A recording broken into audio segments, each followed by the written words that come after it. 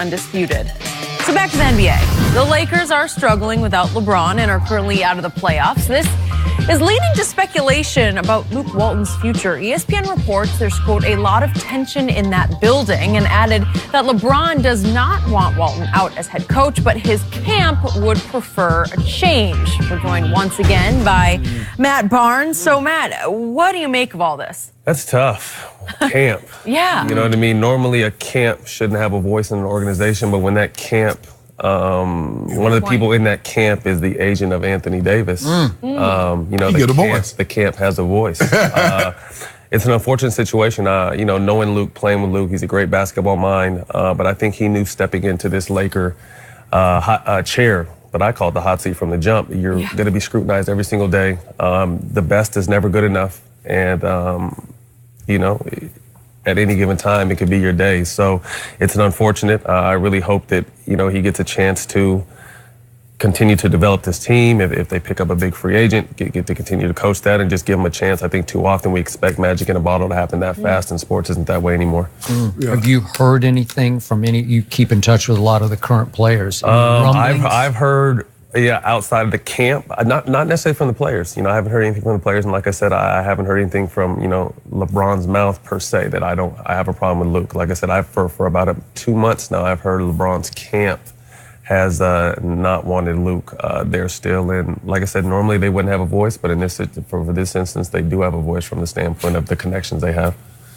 Well, that voice is going to get louder because of the Anthony Davis connection. But the one thing that Luke Walton has in his corner, he has Jenny Buss camp in his corner. They're very big. So it's been reported that Magic would like to see someone else coach this team. Yep. But Jenny Buss gave him the Heisman pose and stiff-armed that idea. So at the end of the day, Skip Bayless, you know, there are a lot of camps, and I want him out and I want him back. But the lady's name that's on the check, she trumps everybody. Now, it's going to come a time where I'm sure Magic and Rob Pelinka is going to go upstairs and they say, Jenny, in order for us to get Anthony Davis, this is what's going to have to happen.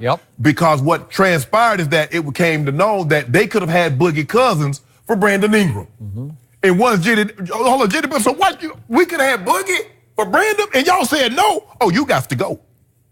I don't think Jenny's going to make that mistake. You got a chance to get Anthony Davis, and the trade-off is the head coach got to go. Well, who else does he want to go? You want the janitors to go. You want the cheerleaders to go. Because if you want that, if we can get Anthony, that's generational talent. The guy's 29, 13, 29, 14, 4.5, 2. And he's 25. How old is he? 25. Oh, he's a baby. 25. 26 in March. 25, Skip. So guess what? That camp. Talk to you later. That camp or camp 5 is getting bigger. It's getting bigger. Yeah. One other lady in this equation is Jackie McMullen, who reported this, who I've known forever, and she is highly respected. So I'm going to take this to my personal bank. Absolutely. There's something going on here where there's lots of smoke. There's at least a little bit of fire that's getting bigger and bigger. And obviously, Magic didn't hire Luke. No. Obviously, LeBron didn't choose Luke because Luke was just already there when LeBron chose Magic and LA and the Lakers. That's what he chose. And if his camp is not happy, then I'm going to have to believe LeBron is not happy, not completely sold on Luke. And I don't know why, but I've said again, I'm a Lonzo fan. Lonzo has never clicked with Luke, and I don't know that factors into this equation, but it's always been an uneasy sort of coexistence between Lonzo and Luke. Now, whether Lonzo would be part of a trade that would send him to New Orleans, highly possible, but it hasn't been roses with Luke from the start here. And I go right back to moment number 1 between Magic and LeBron, when he knocked on LeBron's door up in Brentwood, not too far from here. He was not accompanied by his head coach. And in other circumstances, he would be accompanied by his head coach, because that would be a big part of the equation. Well, I got it. You know how it is. Come along. Come along. And if I'm a CI, if I'm a confidential informant, and I tell you I got some information, but come along. First of all, I'm not talking to you, but go ahead.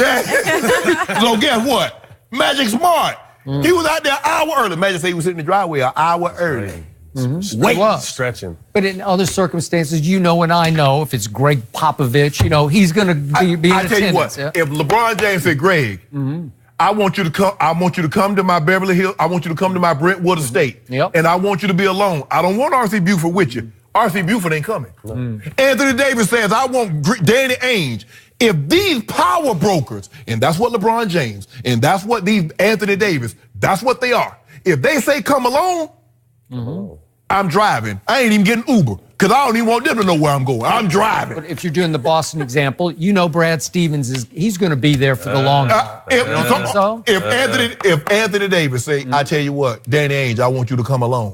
What you think the chances of Brad Stevens going to be in that meeting? I'm just saying, Danny Ainge loves Brad Stevens. Yeah, he don't love That is true. But then another standpoint too, I mean, has it ever been like a great situation for LeBron and whoever his coach has been? No. You know what I mean? So I know what happened to David Blatt. Yeah, well, he deserved it. And I'm not even saying whatever the situation may be. Like we don't really know the inside stories of anyone's, but to me, like the coach is kind of just whipped cream in any LeBron situation. He's never really the cake. You know what I mean? So like I said, Magic is, you know, the overall force here. But like you said, he has Genie in his corner, so that bodes well. But you just never know. Like I said, if Anthony Davis is only going to come if Luke is gone, well then unfortunately I think Luke is a casualty of war. Yeah, he would be.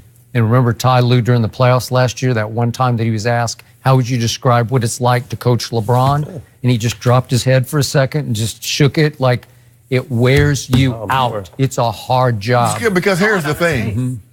Unless you're Popovich, unless you're Phil Jackson or Pat Riley, LeBron's going to think he knows just as much, if not more, than any other coach. Because he does. So with that big, who can coach him that's going to be on an equal footing? Steve Kerr, maybe? Plus, you know, he is the drama king because he's fueled by all the drama around him. He creates drama because it propels him. Doesn't propel the head coach. But then also sometimes too, like I said, I think LeBron gets heat for what his camp says or does. And those are grown men and making their own business moves. You know, they might have to check in here and there, but for the most part, those are grown men. So I think sometimes he takes some unfair heat for his camp. Okay, but his camp he grew up with. You know, like that's unusual. There's no question, like I said, but they're still grown. It's not like they're still grown. You hired these guys later in your career. They're part of you, I ain't got right? no camp. Huh? I ain't got no camp. You got no camp? No camp. You told me you got, what's his name? Bucket. Bucket. Man, Bucket don't speak for me. Bucket be talking crazy. Really? No, I speak for me. He told me last night that you were in trouble today. No. That's what he told me. My sister won't even speak. Really? Sterling don't speak. We don't speak for one another. Really? No. Okay. Well, unfortunately, I think camp equals LeBron. You know, I know. See, that's what. I know you was gonna try. See, that's what you do, is Skip. Well, it just does. Now, this man just sat here and told you. He says he's heard it for months, not from LeBron per se, and a lot of people have been around this situation said not LeBron, but it's camp. But LeBron likes the camp to plant seeds so that when it happens, it doesn't seem so bad. You know, LeBron James is not Anthony Davis's agent. Now, this is what I'm willing to do. Hey, imagine, you know, I got a 25-year-old, 6'10.5" guy. He really wants to play for the Lakers. I mean, he loves it. He loves L.A. He has a home in L.A. And he really like to play for you. But the coach, I'm just going to leave that. You do what you want. I think this man summed it up. Casualty of war. That's it. Genie. He's a great guy and he's a smart guy. And you know Magic going there with that $1 million smile. You know Magic on that Genie. You know me and you go way back now. You know your dad, he's like a father to me. He would not let this pass. Now, who would LeBron want to be the head coach? That's the key. Yeah. I mean, the only guy, Brian Shaw is the only guy there. So I like Brian Shaw. That's just me. Do you know Brian well? I know Brian, yeah. That's the only guy there. So what, you'll have a guy for 1 year? Who could... Player coach, Bill Russell type stuff? Player coach? LeBron? No. I like that. Can you imagine? I like it. But let me ask you a question. Who do you think who could they get that LeBron's going to respect and says, okay, do your thing? I think there's guys he'll respect. I think there's very few that could probably teach him something. You know, like he hit on very few. I mean, he played with Luke. He played against Luke. You know, they came in the same draft. You know what I mean? So it's tough to. I think sometimes Luke gets a nasty rap and doesn't get respect because guys have played with him and may say whatever about his playing style, but his basketball mind is something special. I've been around it. I've heard it. I remember him and Phil used to talk a lot when we played together with the Lakers. They were on the same page. So Luke's got a great basketball mind, but like I said, you know, I can see that. Because you know what? I got guys that I played college ball with that are dentists and they pilots. Great basketball. I'm not, if I see them in the captain's chair, I ain't getting on that plane. Okay. You're not? No, sir. Don't throw any of those guys under the bus. No. The dentist, you think I'm going to go to them letting them work on my mouth? I wish I might. You guys briefly talked about it, AD. Let's talk about the possibility of Anthony Davis joining LeBron and